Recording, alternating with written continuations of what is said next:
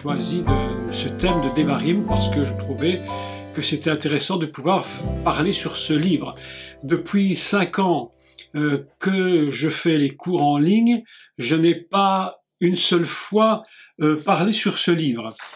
On a parlé sur l'Exode, et puis voilà, je prends juste quelques notes. On a parlé sur l'Exode, on a parlé sur Bereshit, sur donc Shemot, etc. Mais Devarim, jamais. Donc je trouvais que ce matin, c'était pas mal de pouvoir faire une lecture du texte, lire le texte en hébreu, expliquer comment il fonctionne, comment les mots fonctionnent, et comprendre un peu ce que Dieu nous enseigne par rapport à ce livre, et aux prophètes qui plus tard vont réutiliser ces mêmes idées, prophétiquement, pour parler non seulement d'Israël, mais pour parler également donc du peuple et du monde, des personnes, des gens que nous sommes sur cette terre. Alors Alain me demande quant à une étude sur le prophétie de Daniel. Je t'avoue, Daniel, que je n'ai même pas commencé la moindre étude sur ce texte.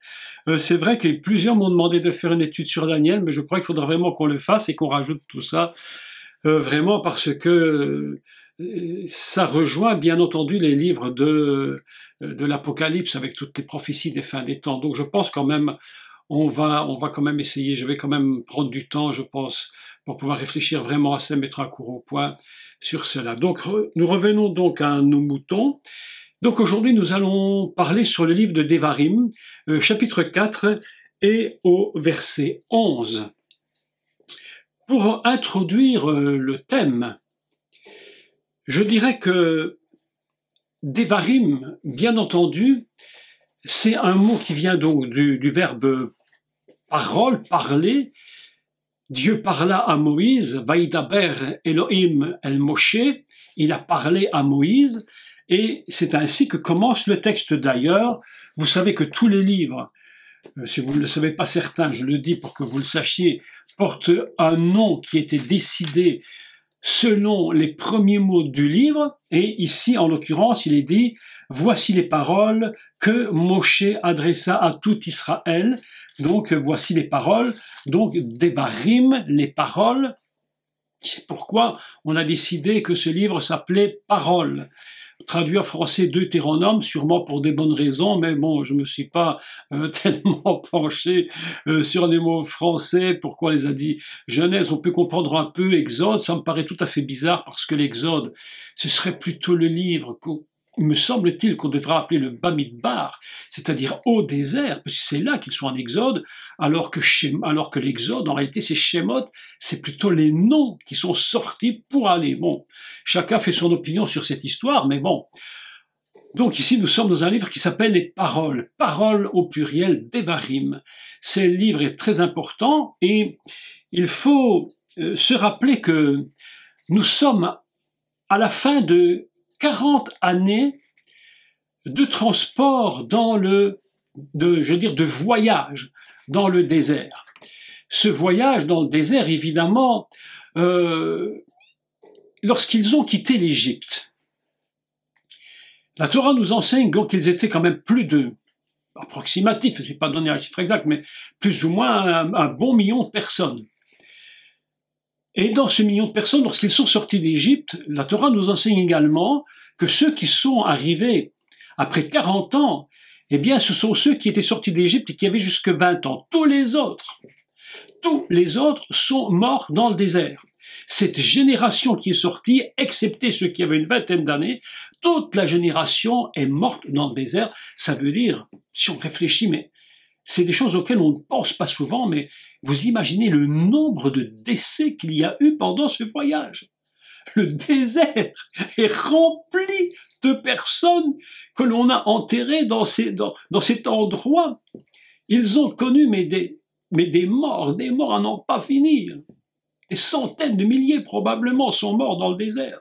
Après 40 ans, il ne reste plus que ceux qui sont sortis, qui avaient 20 ans, plus ou moins 20 années, ceux qui sont nés, donc la génération qui rentre dans le désert, qui va rentrer dans la terre de la promesse, ils ont entre 40 et 60 ans, plus tous les enfants qui sont nés.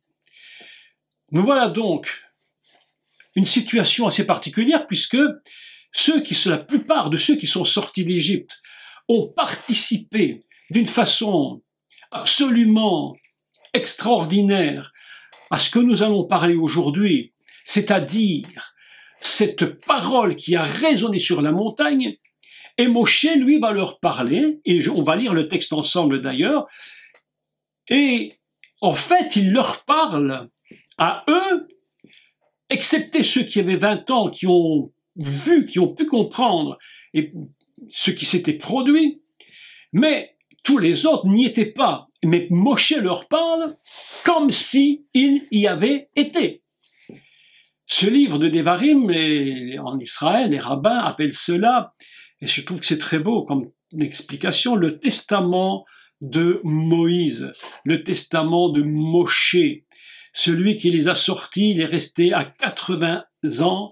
Le voilà maintenant arrivé à 120 ans, ce qui est déjà un âge tout à fait respectable pour nous, parce qu'en général, les gens vivent pas jusqu'à 120 ans chez nous.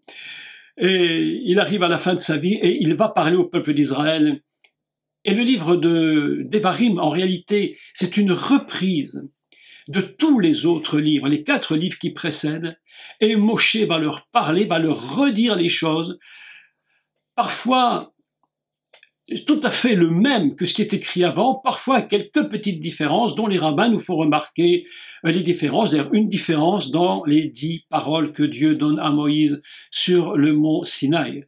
Nous allons donc lire ensemble, si vous voulez bien prendre votre Bible ou votre Torah, et nous allons voir les mots un à un, et les expliquer, parce que vous allez voir que c'est pas tellement la traduction française, elle est un peu différente, et évidemment, elle ne nous donne pas tout à fait la même idée. Ça, vous le savez maintenant. Donc, nous prenons ensemble le livre de Deutéronome, c'est-à-dire Devarim, au chapitre 4, et nous allons lire, mais prenons, disons, à partir, disons, le verset même le verset 11. Oui, verset 10. Prenons le 10, d'accord? Prenons le 10. Donc, si vous avez votre Torah, je vous laisse le temps de la prendre. Et puis, nous lisons ce texte. Souviens-toi.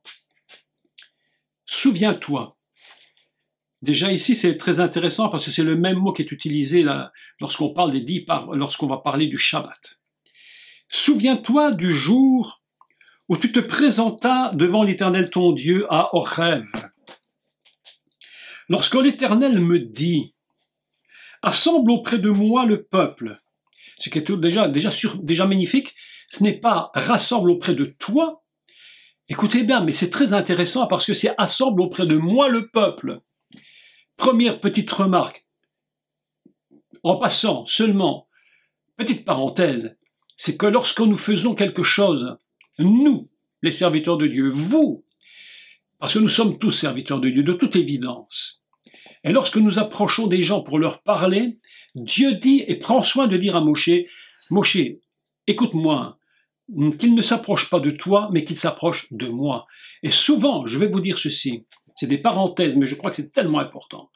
Souvent, on remarque que des personnalités, entre guillemets, importantes dans l'Église, aiment beaucoup que les gens s'approchent d'eux.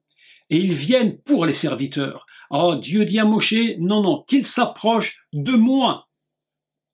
Tu seras l'intermédiaire, mais c'est de moi qu'on s'approche, pas de toi, pas de personne, pas de Aaron, pas de personne. On s'approche de l'Éternel. Notre travail à nous, aujourd'hui, si je vous parle, c'est pas pour que vous vous approchiez de moi, parce que si demain je ne suis plus là, mais le monde continue.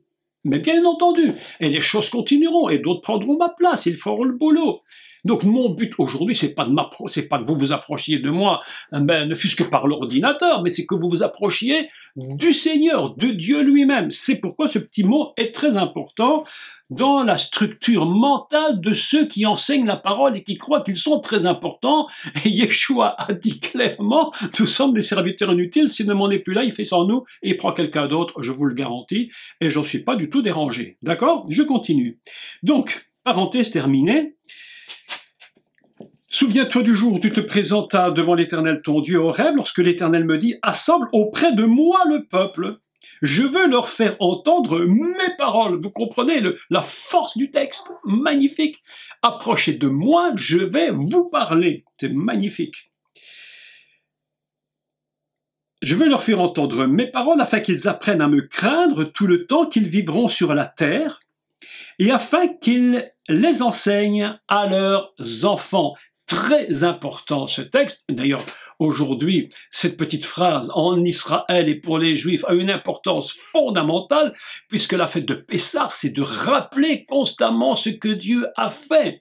On rappelle aux enfants, on leur rappelle pendant des générations. C'est ce principe de redire et de redire en non-stop pendant des mois, des siècles. La même chose pour que personne ne l'oublie. C'est très important. C'est ce qu'on appelle l'héritage de nos enfants. Mes amis, nos enfants sont un héritage et nous devons leur communiquer, nous devons leur parler de ce que Dieu a fait. Nous devons constamment le rappeler. Et c'est un principe fondamental en Israël et pour le peuple juif, ce qui fait qu'aujourd'hui, après tant d'exils et tant de drames qui se sont produits, le peuple d'Israël est toujours debout. Et même s'ils ont des faiblesses et des erreurs, et ils ont commis des péchés, si on peut dire tout ce qu'on veut sur ce peuple, mais néanmoins, ils ont compris une chose, c'est qu'il faut le dire à nos enfants. Et plus encore, c'est que Dieu lui-même le savait, évidemment. Et il dit, vous le redirez à vos enfants, qu'ils le rediront à vos enfants. Mais ce petit texte-là est en lui-même tout un enseignement extraordinaire, puisque ça nous apprend à aller avec nos enfants dans la parole. Mais écoutez, ceci, c'est très important. C'est dans mon esprit maintenant, parce que, vous savez, on peut parler de Torah, mais si ça ne nous concerne pas nous, ça ne sert à pas grand-chose, sinon de parler de Torah. Ce qui est très important, c'est que nous puissions constamment communiquer à nos enfants qui le communiqueront à leurs enfants, pour que rien ne se perde. Et c'est ainsi que nous avons un devoir de communiquer à nos enfants. Et la parole de Dieu nous enseigne très clairement que ce que tu as dit à l'enfant quand il était dans sa jeunesse, plus tard, lorsqu'il sera vieux, il s'en souviendra. Et même si entre deux, il y a eu plein de catastrophes qui se sont probablement faites, en espérant que non, mais s'il y a eu plein de choses dans la vie, en finalité, il se souviendra. Parce que Dieu nous demande de communiquer ces paroles, tu le diras à tes enfants, oui, comme les textes sont magnifiques, afin qu'ils les enseignent à leurs enfants. Mais qu'est-ce qu'on va leur dire? De quoi va-t-on leur parler? Ici, nous prenons le texte de Deutéronome, d'Évarim, chapitre 4, d'Alet, et nous continuons. Vous approchâtes, je le lis en français au passé simple, hein, c'est un peu vieillot, mais enfin, bon, on le lit comme ça, on a l'habitude, moi j'ai l'habitude. Hein. Vous vous approchâtes et vous vous tîntes au pied de la montagne. La montagne était embrasée et les flammes s'élevaient jusqu'au milieu du ciel. Il y avait des ténèbres, des nuées, de l'obscurité, et l'Éternel vous parla du milieu du feu. Vous entendîtes le son des paroles, mais vous ne vîtes point de figure. Vous n'entendirent qu'une voix. Il publia son alliance qu'il vous ordonna d'observer, les 10 paroles, et il les écrivit sur 2 tables de pierre. Voilà un texte extraordinaire, absolument formidable. Donc, on se souvient que le peuple d'Israël avait évidemment une très très grande crainte. Il avait eu peur parce qu'il s'est dit, mais si l'Éternel nous parle lui-même, mais nous allons mourir. Il faut toujours, premièrement, rappelons-nous une chose. Et après, je passe à plus loin. Mais excusez-moi, une seconde. Voilà. Je perds mon stylo. Alors, rappelons-nous une chose, c'est que le peuple d'Israël, lui, ce peuple-là était en Égypte pendant 250 années. Pendant ces 250 ans d'Égypte, ils ont côtoyé constamment les dieux égyptiens. Et les dieux égyptiens, on le sait, sont des images, des sculptures, des statues, des représentations, soit animales, soit humaines, qu'importe, mais des représentations.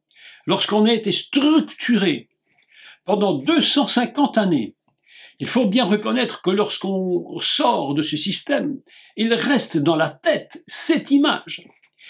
D'ailleurs, le problème qui va se poser plus tard avec ces cette forme de pensée qu'ils ont en eux, c'est que lorsque Moshe ne reviendra pas tout de suite de la montagne, ils vont construire un veau, c'est-à-dire une image taillée. Et Dieu leur avait bien précisé de ne pas faire de représentation. C'est très très très important pour Dieu, qu'on ne puisse pas mélanger ce qui est de l'animalité ou autre, du végétal, du minéral, qu'importe, et considérer que ces choses-là sont Dieu. Vous vous souvenez qu'en Égypte, d'ailleurs, même, on en avait parlé d'ailleurs, lorsque je vous avais parlé de Joseph, que le fleuve Nil, pour l'Égyptien, c'est un Dieu. Et Pharaon se croyait au-dessus, encore au-dessus de ce Dieu. Il était le Dieu incarné sur terre. C'est pourquoi il avait dit à Yosef qu'il était Hal Hayeor, il était sur le fleuve. Il a dit un petit peu autre chose après, quand il parlait à Joseph. Il a dit, j'étais pas au-dessus, j'étais au bord. Mais bon, je ne reviens pas là-dessus. Mais pour vous montrer que la position de Pharaon pouvait changer. Ils ont des dieux absolument qu'ils voient, qu'ils regardent, qu'ils adorent, et qu'ils ne parlent pas. La Torah nous enseigne, mais ne retournez pas en Égypte, ce qui veut dire ne retournez pas vers les choses qui ne parlent pas, qui n'entendent pas, qui ne voient pas. Et nous avons des religions aujourd'hui, enfin depuis longtemps, tout le temps d'ailleurs, qui sont des religions de la vue.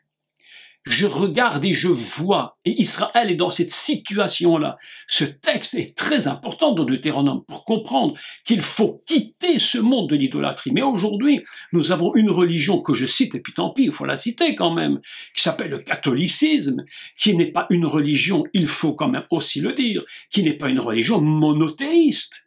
J'entendais il y a quelques années un journaliste à la télévision française, je crois, sur TF1, qui disait « mais le catholicisme n'est pas une religion monothéiste ». Mais pas du tout, c'est une religion où ils ont plein de dieux. Ils adorent les saints, ils adorent les vierges, ils adorent tout ce que vous pouvez imaginer. Et chaque jour de l'année porte le nom d'un saint, c'est incroyable. Et ils se disent, nous sommes une religion monothéiste. Mais non, vous êtes polythéiste. Est-ce que c'est vrai ou pas vrai? Mais oui, évidemment. Et ils se prosternent devant des statues. Autrement dit, ce pauvre peuple,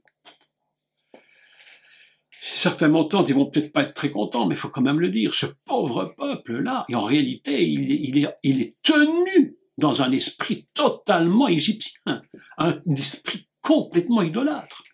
Ça s'appelle l'esprit de l'Égypte, un Mitzraïm, l'enfermement total. C'est pourquoi vous avez constaté que lorsque vous parlez, et c'est surprenant d'ailleurs, c'est très très surprenant, lorsque vous parlez à des catholiques, et je n'ai rien contre eux, contre les personnes elles-mêmes, strictement rien. Je parle d'un fait général, une ambiance générale, une idée générale. Lorsque vous parlez à des catholiques, ils disent « je suis né catholique, je mourrai catholique ». Même un protestant ne dit pas ça. Même un pentecôtiste ne dit pas ça. Même un baptiste ne dit pas ça. Mais le catholique, il dit « je suis né catholique, je mourrai catholique, je suis enfermé dans un système ». C'est ça que Dieu commence par dire à Moshe. C'est ça qu'il commence à dire. Le peuple d'Israël est sorti. Pourquoi je vous parle de tout cela? Pour vous expliquer la crainte du peuple d'Israël lorsqu'ils n'ont plus rien à adorer de visible, mais qu'ils n'ont plus que la voix. Et là, quelque chose fait peur. Là, quelque chose fait évidemment très peur. Ils sont dans une angoisse. Et que lorsque Moshe va monter sur la montagne, ici, je dois faire cette parenthèse parce que quand même elle est importante. Ils montent sur la montagne, chercher les paroles, et en réalité, ils ont peur. Ils se disent, mais si nous allons là-haut, mais on va mourir. D'ailleurs, Dieu avait dit, ne vous approchez pas, mettez une limite. Le peuple ne peut pas, même les animaux, mettez une limite. Et il dit, mais lorsque tu monteras, d'ailleurs, prenons le texte, voulez-vous? Prenons le texte en introduction à ce Devarim 4, prenons le texte, je crois que ça se trouve dans... alors c'est toujours Devarim chapitre 5. Voilà, c'est chapitre 5, et au verset Mais prenons le 26, si vous voulez bien. On va prendre du temps. Hein. Si je n'ai pas tout terminé aujourd'hui pour vous expliquer tout ce que je veux dire, il n'y a aucun problème. On prend tout notre temps pour parler, parce que de toute façon, il n'y a rien de pire pour moi que lorsque j'entends un serviteur de Dieu qui dit ben maintenant on va vite faire la parole de Dieu parce que voilà le temps est passé et puis on n'a plus beaucoup de temps, il reste quelques minutes, ben allez te chanter 3 heures, tu ferais mieux de prêcher quoi. Franchement, hein, c'est pas utile ça, hein. D'accord? Bon, bref, chacun fait ce qu'il veut. Prenons le verset 10 et au verset 26. Quel est l'homme en effet qui ait jamais entendu comme nous? Écoutez le texte, parce qu'ici, on rentre vraiment dans le cœur du texte. Qui est... Voilà, j'ai mis peur, hein en effet, qui ait jamais entendu comme nous la voix du Dieu vivant, mais les mots sont tous extraordinaires, parlant du milieu du feu, écoutez bien les mots, hein, on va revenir là-dessus, et qui soit demeuré vivant. Donc, tu entends la parole et ça te tue. Vous imaginez ce texte? C'est pourquoi ils se disent en eux-mêmes, mais on aurait préféré regarder qu'entendre. Si la voix nous tue, la vision ne nous tue pas. C'est pourquoi les idolâtres sont tellement dérangés que lorsque la parole leur est dite, parce que lorsque vous leur parlez, que vous dites la vérité, ils sont dérangés parce que la voix tue leur système. Que vous dites à un catholique, arrête de prier ta Vierge, arrête de prier tes saints, arrête de prier tous ces statues. Ils entendent la voix et la voix tue leur système. Et comme ça tue leur système, ils sont tellement dérangés. Ils ont dit, mais ça va nous... Non, la voix nous tue, la voix nous... Laissez-nous comme nous sommes. Ici, il le dit. Comme la voix de Dieu vivant parlant du milieu du feu qui se soit demeuré vivant. Approche-toi et écoute tout ce que dira l'Éternel notre Dieu, et tu nous rapporteras toi-même tout ce que dira l'Éternel notre Dieu. Nous l'écouterons et nous le ferons. C'est absolument une déclaration fantastique. Nous écouterons et nous ferons. Magnifique, fantastique. Alors la référence, je la redonne, c'est Deutéronome, donc Devarim chapitre 5, et au verset 26. Et le texte ici était surprenant. Le texte est surprenant parce que, de nouveau une parenthèse, mais elles sont tellement importantes. Le texte est extraordinaire parce qu'il dit au verset 27, « Approche-toi ». Vous savez qu'en hébreu, si vous le savez, tant mieux, si vous ne le savez pas, je vous le dis, il y a deux façons de dire « tu ». En français, nous avons « tu » féminin et le « tu » est masculin. Il y a d'autres langues où c'est autre chose. Mais enfin bref, en hébreu, il y a le « tu » féminin et le « tu » masculin. Atta. Il dit, approche-toi au masculin et écoute tout ce que te dira l'Éternel notre Dieu, et tu, féminin, nous diras ce qu'il t'a dit. Voilà une chose surprenante. Un texte où tu montes au masculin et tu redescends au féminin. Mais ça veut dire quoi? Ça veut dire que la peur est si grande, la parole a une telle puissance que s'ils entendent la parole au masculin, c'est-à-dire dans la notion de la gvoura, c'est-à-dire de la force, de la loi, ils disent, mais là, c'est ça qui va nous tuer. Bon, mais ils disent, mais maintenant, je me mets dans leur tête et je réfléchis à leur place. Et je me dis, mais si de toute façon, on n'a pas le choix. Parce que le peuple lui dit, mais vas-y Moïse, vas-y, nous on peut pas, mais toi, vas-y, tu montes là-haut, Atta, tu montes. Mais lorsque tu vas descendre, s'il te plaît, ne reviens pas avec un homme, comme un homme dur, plein de lois, cette loi, ça va nous tuer. Il dit, reviens plutôt comme At, c'est-à-dire au féminin, c'est-à-dire dans le sens de la bonté, du recette, de la douceur. Reviens avec compassion vers nous, parce que si ce n'est qu'au niveau de la loi, mais ça ne peut, nous n'allons pas pouvoir supporter. Nous avons dans ce texte, ce petit texte ici, ces quelques phrases qu'on ne peut même pas traduire en français. Vous imaginez si quelqu'un avait traduit en français, tu monteras comme un homme et tu descendras comme une femme, mais tout le monde va dire, mais c'est type, excusez-moi l'expression, mais il pète les plombs, le mec, c'est pas possible, il est fou. Et pourtant, dans la pensée de Dieu, Je vais monter chercher la loi, mais je redescends avec amour pour te la donner. Et c'est exactement ce que le Mashiach Yeshua va produire sur cette terre. Il vient et il dit, je ne suis pas venu pour détruire, parce que les disciples, c'était des costauds, eux, ils étaient forts. Il dit, oh Seigneur, veux-tu qu'on fasse tomber le feu du ciel? Yeshua leur dit, mais vous avez rien compris du tout, mes amis, vous n'avez rien compris. Je suis pas venu pour peine, je suis venu pour sauver. C'est-à-dire, je suis monté avec hâte, mais je reviens avec hâta. Je suis monté avec hâta, je reviens avec hâte. C'est-à-dire, dans la compassion. C'est pourquoi il leur dit, mais je suis venu pour sauver, pour aimer. Mais néanmoins, la loi est là. Et que lorsqu'il remonte vers le Père, vous vous souvenez de mes enseignements, lorsqu'il remonte vers le Père. Un enseignement inimaginable, d'une profondeur, mais absolument incomparable. Il remonte vers la Gvoura pour la ramener plus tard. On n'est plus du tout dans les mêmes systèmes. Donc, je reviens sur mon chapitre 4. Ils sont donc dans un système où l'image leur a parlé, tellement parlé. Aujourd'hui, ils se retrouvent dans un système beaucoup plus compliqué. Il n'y a plus rien à se raccrocher de visible. Ils n'auront plus que la voix. Ainsi, nous voyons que sur la terre, nous avons du catholicisme, du bouddhisme, de l'hindouisme et les orthodoxes, qui, eux, adorent les icônes. J'ai quelques années, j'étais en Russie, faire un voyage, j'ai fait deux ou trois voyages là-bas, et puis elle nous expliquait la force des icônes dans l'église orthodoxe, mais c'est absolument incroyable. Les gens se prosternent devant les idoles, devant les icônes, comprennent, ils ne voient, ils sont dans un aveuglement, mes amis. Et c'est ce que Dieu, c'est ce qu'Élohim demande à Moshe. Il dit, s'il te plaît, explique-leur, l'Égypte, Mitzraïm, c'est fini, mais c'est compliqué de finir pour Israël. Israël est dans une situation très difficile. Et voilà que Moshe, tenez bien, est en train de parler à qui? Mais il parle à ceux dont la plupart, la quasi-majorité, n'étaient même pas là le jour où ces choses se sont produites. Tous sont morts, comme je vous ai dit, quasiment tous. Il restait ceux de 20 ans, les descendants, les descendants, ceux qui sont venus, les enfants des enfants.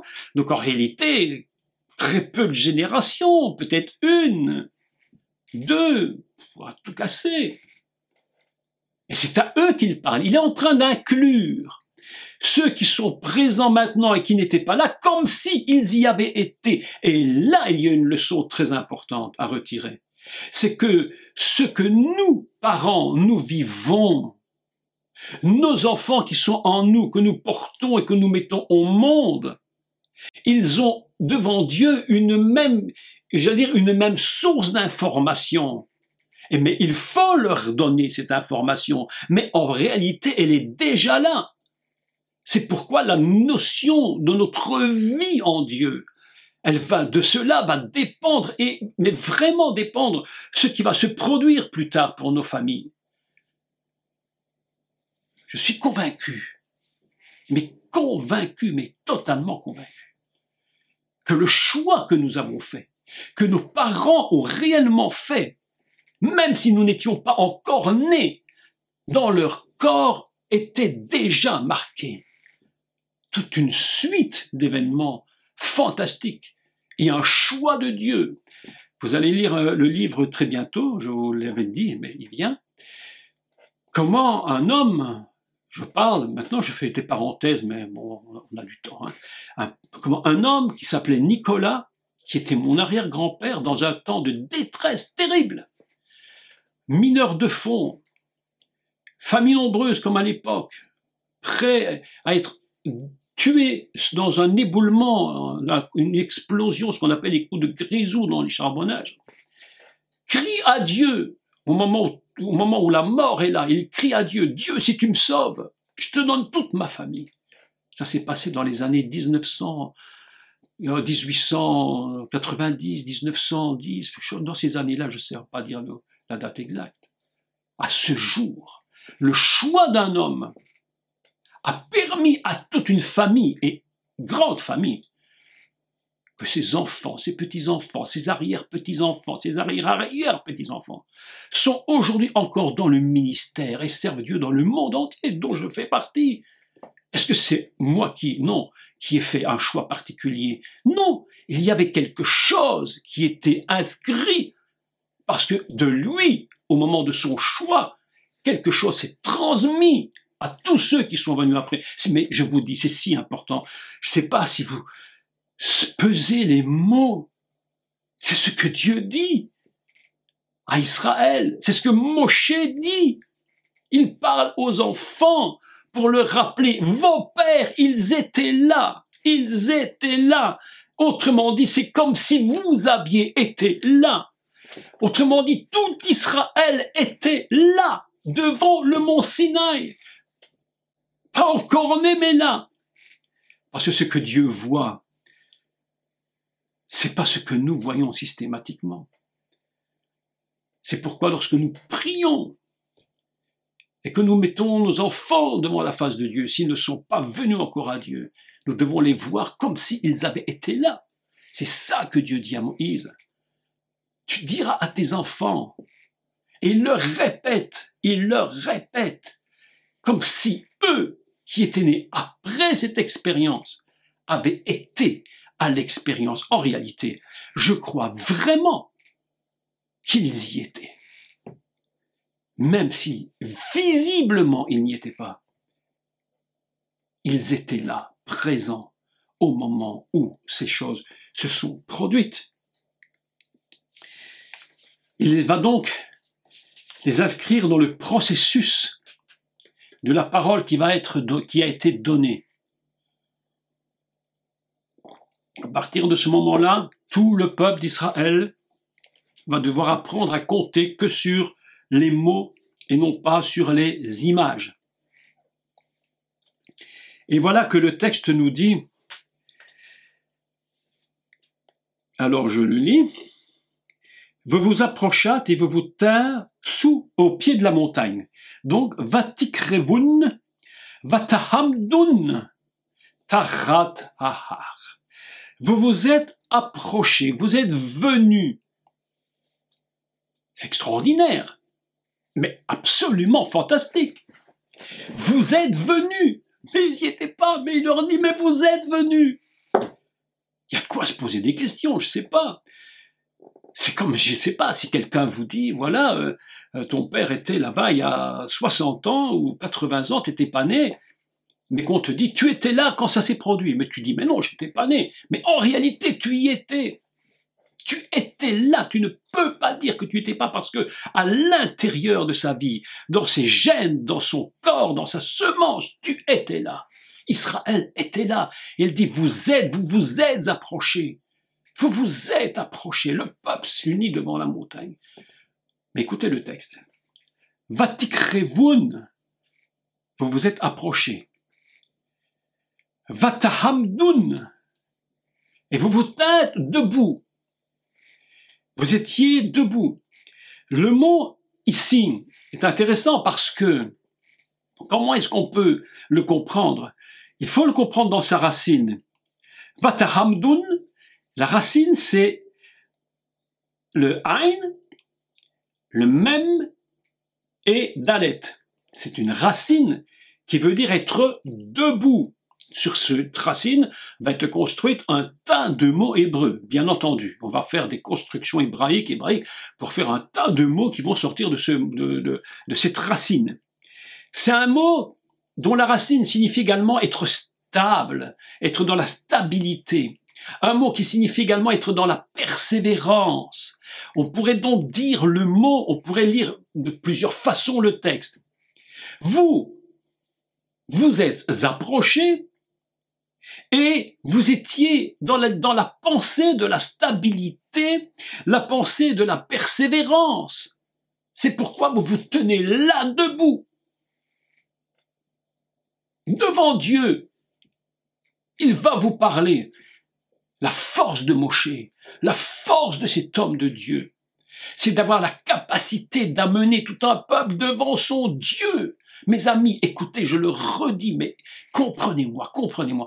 Si nous, les serviteurs de Dieu, si vous, les serviteurs de Dieu qui m'écoutez, n'avez pas cette capacité d'amener les gens en présence de Dieu, nous ne servons à rien, nous sommes des fanfarons, nous sommes des gens qui faisons du tout et du n'importe quoi, et honnêtement, ce genre de personnes, je ne veux pas en être. Si ce matin, je ne suis là que pour que vous veniez m'écouter, mes amis, non, je veux aujourd'hui avoir cette force de vous amener devant la présence de Dieu, pour entendre sa voix, pas pour me regarder, même si vous me regardez, mais au moins que nous, que j'ai, que vous ayez la capacité d'amener les gens devant Dieu. C'est très important. Donc, Vatikrevun, vous vous approchez. Vous vous êtes approchés. Vatahamdun, et vous vous êtes tenus debout avec une idée de base, je serai stable et je serai persévérant. Je ne vais pas abandonner. Je ne vais pas abandonner. Je continue le texte, mais cette fois je le prends dans la Torah parce qu'il faut que je lise en hébreu. Autrement, ça ne va plus rien nous dire du tout. Le français ici ne nous dit plus rien. La traduction est, à mon avis, assez ratée à ce niveau-là. Sur un simple mot, tout peut basculer. Donc, Vatikrevun, Vatahamdun, Tarat Ahar. Tarat Ahar signifie littéralement vous vous êtes approchés et vous vous êtes tenus Tarat en dessous. Sous. Ahar. Tarat Ahar. Sous la montagne. Traduit en français au pied de la montagne. Mais littéralement traduit sous la montagne. Comment peut-on se tenir sous une montagne? Vous vous souvenez? Mais je vais le redire encore. C'est absolument indispensable à redire une fois encore. Ce n'est pas une question d'être au pied de la montagne ou quoi que ce soit. C'est une question d'être dans un endroit. C'est l'endroit où je suis en train de me développer pour devenir. Comment appelle-t-on art? Je redis encore, vous m'excusez, c'est encore une redite en plus, et encore une en plus, et encore une en plus, je l'ai dit un milliard de fois, mais laissez-moi vous le dire. Vata'ar, Vata'ar, elle a conçu. Le mot concevoir vient du mot montagne, mais c'est pas par hasard. Mais c'est pas par hasard, c'est impossible. La Torah n'écrit rien par hasard. Vata'ar. Il dit ici, Tarat Ahar, vous vous êtes approchés, vous vous êtes tenus debout sous la montagne. Autrement dit, vous êtes passé dans le lieu, si vous voulez, qui est la matrice de votre formation, de votre développement, là où c'est le seul endroit où tu peux te développer avant d'apparaître. Le peuple d'Israël va arriver dans la terre promise. Il va devoir se développer comme une nation. Mais pour l'instant, c'est un enfant, c'est un peuple. Il est en train de se former. Il va apprendre de la Torah. Il va apprendre de Moïse. Il va apprendre de Dieu. Et ils sont là, dans un endroit qui est ce qu'on j'appelle, et j'aime beaucoup cette expression parce qu'elle me parle tellement à moi, c'est ce que j'appelle la matrice fondamentale. Et d'ailleurs, cette matrice fondamentale qu'on appelle Hahar, la montagne, en réalité, et que d'ailleurs on dit Har-Sion, le mot Sion. C'est pas n'importe quoi. C'est pourquoi il y a un désir de destruction de ce lieu. Le monde aimerait tellement détruire ce lieu, y placer autre chose, y placer une autre semence. C'est pourquoi ils veulent le détruire, parce que Har, c'est la matrice dans laquelle est fondé le peuple d'Israël. Est-ce que vous me comprenez bien? Vatikrevun, Vatahamdun, Taratahar. Ils s'approchèrent, ils se tinrent debout, en dessous, dans la matrice. C'est pourquoi, lorsque le péché va venir, au moment où le peuple est en train de pécher, mais quelque chose de dramatique se produit. Et c'est pourquoi il est écrit plus loin que Moshe descendit de la montagne avec les 2 lourotes et il a brisé les tables, non pas au pied, mais en dessous. C'est en dessous que ça se passe.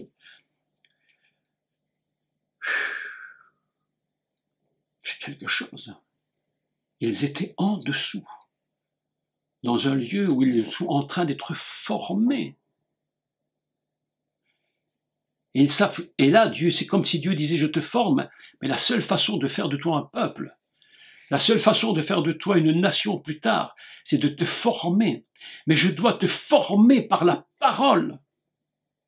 C'est à l'intérieur que se produit le miracle, en dessous, dans le cœur même, dans la matrice que se produit et que se crée Israël. Il y a des explications fabuleuses sur ce texte, mais je ne saurais même pas vous en parler maintenant, parce que ce serait vraiment trop long, mais la construction d'Israël céleste, la construction de l'Israël terrestre, l'union des deux qui fusionnent d'une façon mais impressionnante. D'ailleurs, c'est ce texte qui me le dit. Vous allez voir comment il fusionne les deux niveaux, mais c'est impressionnant. Israël est construit là-haut fondamentalement, et puis ici-bas, il va se lier dans la construction. Mais lorsque l'erreur se produit, c'est ce qui s'était produit, je vous l'avais expliqué avec Adam et Rava et Ava et Isha, lorsque la construction a basculé pour une erreur et que le céleste et le terrestre ont été brisés. C'est pourquoi, lorsque Moshe descend, il va briser. Il va falloir recommencer. On dit tarat, en dessous, ahar, tarat, ahar. Texte absolument extraordinaire. Vous voyez que sur un petit verset qu'on peut lire très rapidement, mais il y a derrière une force indescriptible, une révélation de Dieu, mais absolument extraordinaire, qui dépasse tout ce qu'un homme normal peut comprendre. Pour les gens qui lisent ça, et je critique pas les gens, je dis simplement, ils le lisent dans leur Bible, traduction, ils se disent, ben voilà, il est au pied de la montagne, ben bon, évidemment, où pouvait-il être d'autre? Mais la Torah nous dit, mais justement, ils étaient pas, c'est pas ça que je vous dis, moi. Ils étaient en dessous. Mais comment pouvaient-ils être en dessous? Il faut toujours savoir que la Torah, c'est un livre qui se dévoile. Ce qui est sur terre n'est qu'un voile. D'ailleurs, le mot monde, qui se dit olam, il y a plusieurs mots évidemment, mais celui olam, c'est quoi olam? C'est un voile. C'est-à-dire que ce que nous avons sur terre, c'est olam. C'est un voile, ça cache quelque chose. Tu lis ça, tu vois ça, mais en réalité, ça cache autre chose. C'est pourquoi la Vierge se dit Alma, c'est la même racine, celle qui est cachée, celle qui est voilée. C'est pourquoi on dit de Myriam, la mère de Yeshua, qu'elle était Alma, cachée de la racine qui va produire Olam, le monde. Mes amis, mais c'est fabuleux, fantastique. Ce texte-là est en train de nous dire autre chose. Mais je croyais qu'ils étaient au pied, mais Dieu nous dit, mais ça c'est ce que tu vois, mais moi je te dis autre chose. Je te dis qu'en réalité, je les avais mis en dessous, je leur ai dit, allez en dessous, parce que c'est dans la matrice que je forme Israël, mes amis. C'est là que se forme Israël. Quel peuple, mais mon extraordinaire, extraordinaire, extraordinaire. Donc, je continue pour les quelques minutes qui nous restent. Voilà que le peuple d'Israël maintenant est dans une angoisse profonde, parce qu'ils se rendent compte que la parole est si puissante et que l'image ne peut pas atteindre le niveau de la parole. Ils ont tellement peur qu'ils disent à Moïse, vas-y toi-même, nous autres on ne peut pas y aller, c'est impossible, totalement impossible, il faut que tu ailles. Mais quand tu vas, va chercher, mais quand tu reviens, viens avec bonté pour nous. Et je continue le texte. Donc, je relis tout. Vatikrevun Vatahamdun, Tarat Hahar, Ve Hahar et la montagne, Boer Baesh, Hal Lev Hashamaim. On va comprendre chaque mot. Parce que là, la traduction, de nouveau, est pas toujours excellente. Donc, je vais faire une traduction mot pour mot, et on va comprendre quelque chose de absolument formidable. Donc, Ve Hahar et la montagne, Boher, brûlée. La montagne était brûlante, mais pas brûlée d'une façon simplement comme on le voit dans les films Hollywood. Lorsqu'on voit la montagne avec du feu tout au sommet de la montagne, c'est pas ça. Ça, c'est l'idée que les gens s'en font. Parce que, pourquoi Hollywood a fait ça? Bon, le film est magnifique en soi, évidemment, il est magnifique. Mais il ne nous dit pas exactement la vérité. Parce qu'on ne pouvait pas imaginer que ce que la Torah nous enseigne. Donc, il dit, Ve'ahar, bohed behesh, halev hashamaim. Et je traduis, et la montagne est donc brûlée dans le feu. Toute la montagne était dans le feu. Et il dit, Halev hashamaim, jusque dans le cœur, jusqu'à l'intérieur, be'esh, dans le feu jusqu'aux cieux. Aïe, aïe, aïe, texte inimaginable. Et toute la montagne était en feu, a brûlé, incroyable. Toute la montagne était en feu écoutez, jusque lève, jusque dans le cœur, lève le cœur. Hashamaim, des ciels, la montagne brûlait jusqu'au cœur du ciel. Dans les ciels, tout était transpercé. Cette montagne n'est pas une montagne qui n'est que terrestre. C'est une montagne complètement livrée au céleste. C'est une unité incroyable. On ne s'étonne même plus. On ne s'étonne même plus que Moshe se trouvant au milieu de cette montagne. Et le peuple en dessous. Mais imaginez ça, imaginez-le. C'est extraordinaire, impressionnant. Moshe sur la montagne en feu qui monte jusque dans les ciels et Moshe est là, et au milieu, là en dessous se trouve le peuple qui attend. Et les paroles sont données pour le peuple, mes amis. On n'est plus du tout dans la même vision. Est-ce que vous comprenez? Lorsque je lis un texte comme ça, je me dis, mais mon Dieu, mais qu'est-ce qu'on nous a enseigné? Vous savez, il est écrit, et c'est pas erroné, pas écrit, mais chanté, on connaît tous ce petit chant, tous, vous savez, je veux monter sur la montagne, c'est là que je rencontre Dieu. Ben oui, évidemment, c'est vrai. Mais concernant Israël, ce n'est vrai que pour Moshe, mais pas pour le peuple. Le peuple, il ne peut pas être en haut, il est en dessous. C'est comme si Moshe puisait du haut dans le cordon ombilical qui va nourrir le peuple en bas, en dessous. Ah, mes amis, quel texte extraordinaire. Si ça ne nous fait pas réfléchir, je crois que on ne pourra jamais aller plus loin, c'est impossible. Extraordinaire. Quelle vision. Mais quelle vision. Et Moshe est en train de dire au peuple, mais cette expérience de vos pères, mais vous y étiez, vous. Mes amis, écoutez maintenant. Nous, les disciples du Mashiach, qui avons été greffés en Israël, à cause de cette greffe extraordinaire, surnaturelle, nous étions au mont Horeb avec Israël. Nous y étions. Et nous avons été engendrés. Et c'est le but du Mashiach, d'engendrer. Parce qu'il est la matrice fondamentale de l'univers et de chacun d'entre nous. En Israël, nous avons participé à cette expérience. Mais vous me dites, mais on n'a rien vu. Qu'importe. Nous y étions. Vous y étiez. J'y étais. Et je m'imagine en train d'être engendré par la parole, recevant toute la puissance des 10 paroles. Ces 10 paroles sont à la fois, mais j'en avais parlé dans les 10 commandements, je ne redis pas tout, mais à la fois féminine et masculine. Il y a 2 façons de le dire. Aseret adibrot, aseret adevarim. Une au féminin, une au masculin. Ces paroles nous ont engendrés, nous ont formés, nous ont donné la semence, nous ont fait grandir. Nous étions là.